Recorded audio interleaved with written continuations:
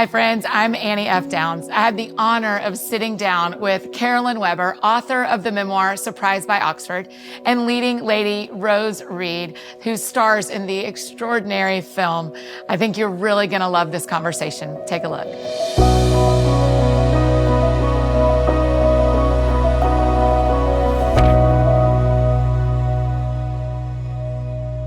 Okay, Rose, let's talk about the moment that I realized one of my favorite books was becoming a movie. Will you tell the story?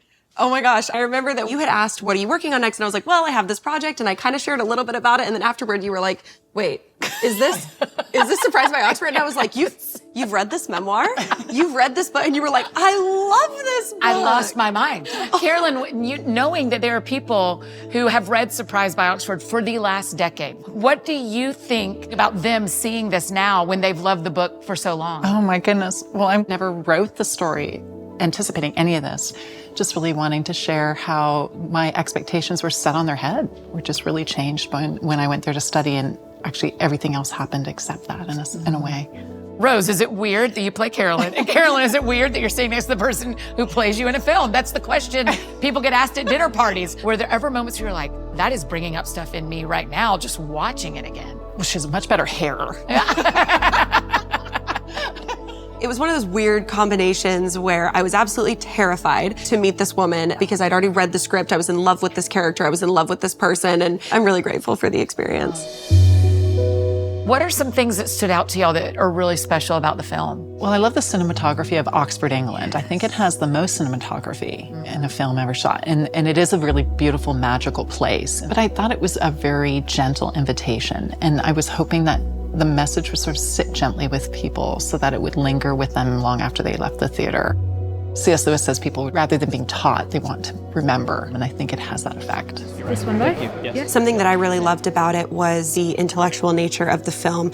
Not only was there this very philosophical approach to faith, which was very unique and very interesting, and you don't see a lot of conversations about that, but there was also this very philosophical approach to romance and to love, and that gave it this ethereal feel that even though it was this very academic setting, it was this conversation about love and true significance and meaning. That's what's most special about it. We can't talk about Surprised by Oxford without talking about Oxford. Action. Carolyn, you were there as a student, and then you're the first female dean ever of St. Peter's School of Oxford. You got to live there while y'all were filming. What was it like to shoot the movie in Oxford? Oh my gosh, I still say that Oxford was the most incredible location that I've ever shot on. It still has this magical element to it. The light is different there, and that's not to over-romanticize it. There is something about how the light filters there. Humanity feels the need to cling to something tangible in the face of distress. Carolyn, such a big part of your story and this story in this movie is C.S. Lewis. Will you talk a little bit about your friendship with C.S. Lewis? That's so wonderful. It makes it sound like we hang out and have tea. So when I had actually arrived at Oxford as a graduate student in English literature, I didn't know Lewis as a theological writer at all. I hadn't read his very famous memoir about becoming a Christian himself called Surprised by Joy until after I had become a Christian. So I hold on that title because I felt a great affinity later for his intellectual wrangling, his resistance against the faith, all those things that were really identifiable, and actually wanted to evoke that title in my own later because of his experience at Oxford as well. It's Surprised by Joy actually comes from a Wordsworth poem. So it's how joy reminds, that notion that when we feel joy, we're reminded of actually what we're longing for and what we were made for. Let's talk about one of the big themes of the film, romance and sex and faith. These are really tricky waters we don't see very much. Chastity is not often a plot point in modern rom-coms. So why was that important to you in this film? It's the most attractive of all the virtues. Yeah. Let's do a film about that. When I first read the script, I saw there was this dialogue regarding chastity, and that was a little uncomfortable. And I was like, ooh, this isn't really gonna play well, is it? Or how is this gonna play? And Ryan, the director, did such a fabulous job conveying it in a very honest way that it really just was a conversation between two people. And it was this clumsy, awkward, no, I'm sorry, this wasn't what I meant. It just really showed her defensive nature and showed kind of the flaw that we were gonna have to get over, the hurdle that we were gonna have to jump. It allowed for the conversation to be very authentic. There were some powerhouse English actors in this movie. Phyllis Logan from Downton Abbey, Simon Callow, Mark Williams, AKA Mr. Weasley. More tea, anyone? I mean, Rose, there's a scene where you are sitting around a table surrounded by them. The word of the day for that day was just awestruck and possibly intimidating and possibly terrifying. Phyllis Logan was just the kindest actress I've ever met. She was so wonderful. She was so down to earth, and it was really an honor to work with her. Of course, it was an honor to work with all of them. They're just such a talented group, and it was really fun to also see how they caught the dynamic so well, and the real personalities, and the fun of thinking, and the questioning, and I think also the heart behind caring for people as well. Rose, Carolyn and I have a very important question for you about the other fine actors in the film. Did you have any favorites who had cameos? Oh, absolutely. There were these two women, incredible, incredible actors. I mean, walked on one-take wonders. I've never seen it in my life. That is not true about me. Was that true on you? One-take wonders. Oh, Carolyn. Why do you think people should see this film? I hope people see it so that they will ask themselves the important questions in life, and so that they will sit with them, that they'll be moved in the moment, but that they'll take that out of the theater with them into their own lives. You know, Lewis talks about how people don't tend to have a faith because they don't think it's relevant to their day-to-day life, but there's nothing more relevant.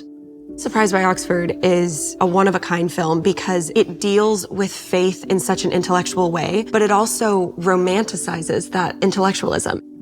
It's so important to show audiences that intellectualism and faith can coexist, and they do, and it's beautiful. Audiences have never seen a movie like this. And what they're talking about is your life. What's that felt like to hear people say, we've never seen anything like this? I hope it is special and unique, but it's not. My life is like anyone else's. We all have the same wounds and same needs and same longings, and yet there's a hope beyond what we can imagine. And in that way, it's special and it's not, but that actually makes it the most special.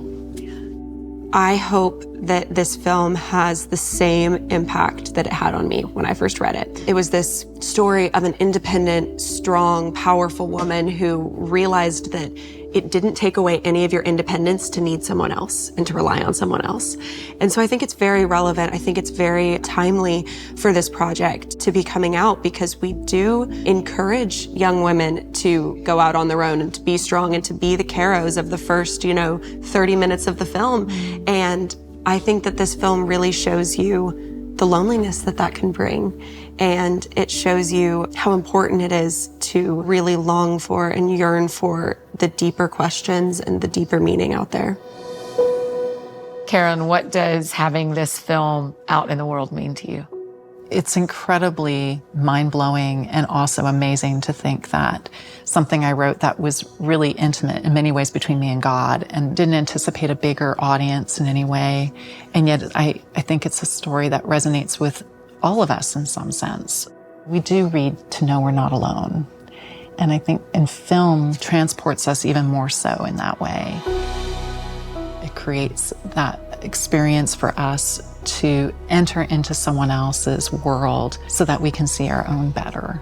And that's what I pray over it, that it would bring people encouragement and hope and a sense of what really truly matters, that is not dependent on ourselves, on what we can achieve or do or think or study or create.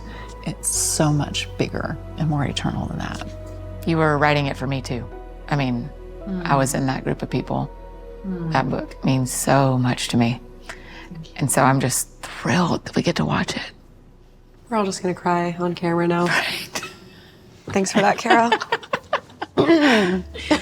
Rose and Carolyn, thank you so much for making time to do this, to talk with us and to give us your thoughts, and for the work you have done. I cannot wait for the world to see Surprised by Oxford.